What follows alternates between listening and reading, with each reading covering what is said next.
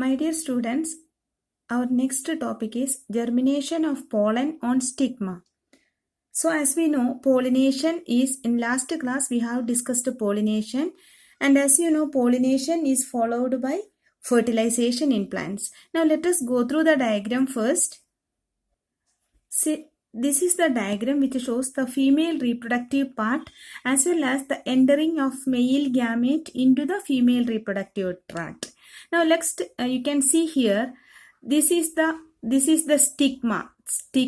This portion is the stigma, and see here, this is the development of the pollen tube. So this is the pollen grain which come and stick on the stigma. Now see here the development of the pollen tube which enable the easy movement of the pollen grain into the ovary. Now this is the ovary, and here this is the female germ cell. Inside the ovary, see here you can see the ovules. So the aim of fertilization is these pollen grains, that is the male gamete, move through the style and it will reach inside the ovary, and inside the ovary ovules are present. So the male gamete fuses with the female gamete and fertilization will take place. See here children, see this is the female reproductive part, that is beginning from this is the stigma, and here you can see attached with the stigma, you can see here, see these are the male reproductive part, that is the anther and the filament. You can see this structure, this is the filament, and at the tip of which you can see this yellow colored powder like, these are the pollen grains. Now the aim of reproduction is, see these pollen grains must come and sit on the stigma. So these pollen grains from here should reach to the stigma. So from here the pollen grains will start moving. So on this stigma there will be the secretion of some nutritious substances by which the pollen grains will develop a tube, and that is what we refer as pollen tube, and it will reach, see through here, through the style, it will reach inside the ovary. Because this is an hibiscus flower, I told you hibiscus is an example for a bisexual flower in which the male part and the female part is present in the same flower. So this is the male part and this is the female part. So because both are present in the same flower, it is an example for a bisexual flower.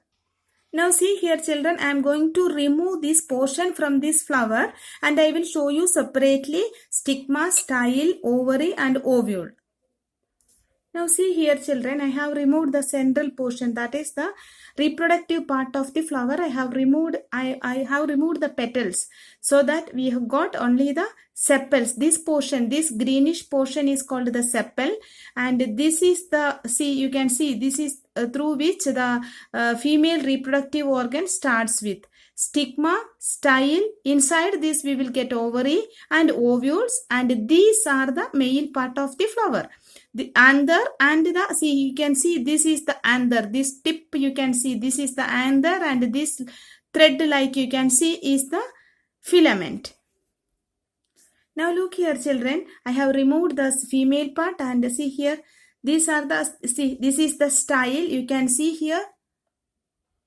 Now this is the stigma, and from here you can see the aim is to reach these pollen grains from here to the stigma, so that on the this is the seat where the pollen grains will come and stick onto.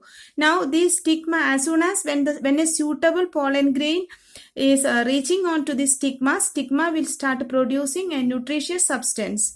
So that is that is because of chemotropism, that is called a chemical coordination in plants. So as soon as when a chemical substance is produced with the help of this chemical substance, these pollen grains which will reach on the stigma will start developing a tube, and that is what we name as pollen tube. You can see here, this is the stigma.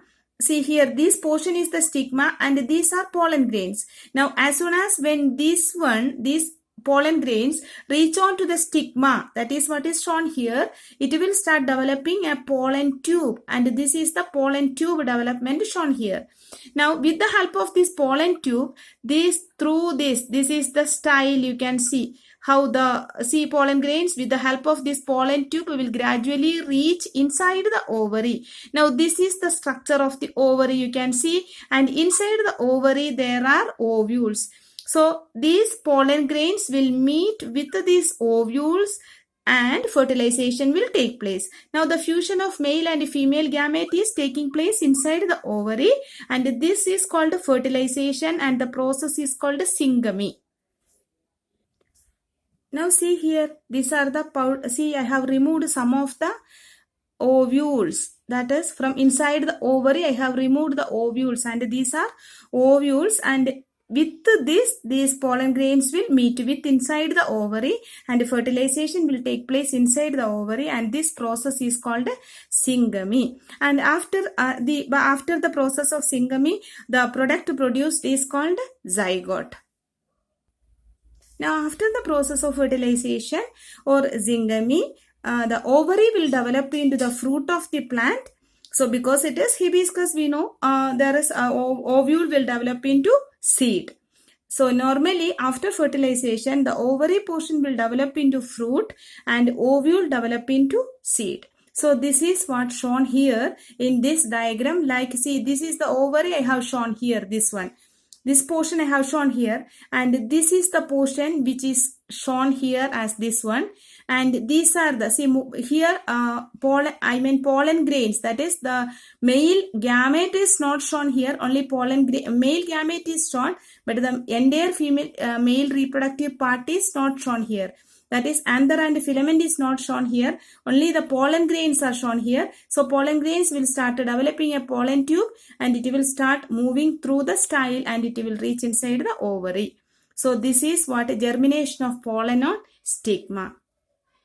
Now see here, this is the structure of a seed and how the future development takes place. This is an example for a dicot seed, and after germination, if you soak any type of dicot seed like peas, beans, etc., and if you soak it and if you allow it to germinate, you can see a small structure will develop in the center of the seed, and these two leaflets that you can see on side, that are called cotyledons, which will be storing the food for the future growth of this embryo. So when it starts germinating, see here the upper portion of this seed which will grow into the shoot portion is called the plumule, and the portion in which will later develop into root is called the radicle. So the future shoot portion is plumule and root portion is radicle, and these are cotyledons. And see here the ovary of the after fertilization, the ovary is developing into fruit and ovule developing into seed, and this is the structure of a dicot seed, and this is very important.